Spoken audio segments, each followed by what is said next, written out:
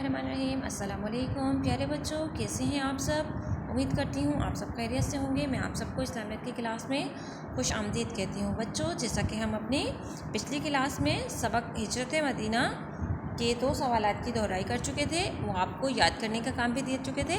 आज हम सबक नंबर 6 को ही कंटिन्यू करेंगे। तो अपनी फेयर कॉपी से सबक नंबर 6 खोलिए। सबक नंबर 6, हिजरत मदीना, सवाल नंबर 3। मिसाक मदीना के मुताल्लिक़ चंद जुमले लिखिए।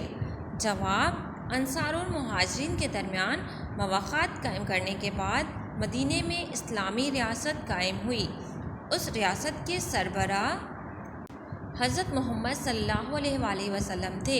मदीना के लोगों के आपस के ताल्लुकात को दुरुस्त रखने के लिए एक मुआहदा किया जिसे मिसाक मदीना कहते हैं, और तमाम लोगों पर इस मुआहदे की पाबंदी लाजमी थी।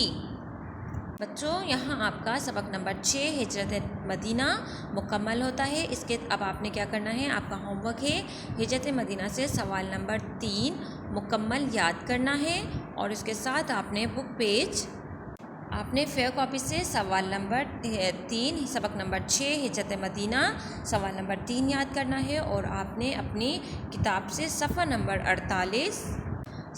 48 सवाल नंबर 5 खाली जगहें पुर करें। सवाल नंबर 6 सही जुमलों के सामने गलत और सही जुमलों के सामने सही और गलत के सामने गलत का निशान लगाएं। आपने सवाल नंबर 5 और सवाल नंबर 6 सफ़ा नंबर 48 से याद करना है।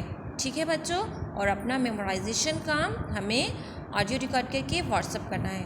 ठीक है, मिलते हैं नेक्स्ट वीडियो में। अपना ख्याल रखिएगा। अल्लाह हाफिज़।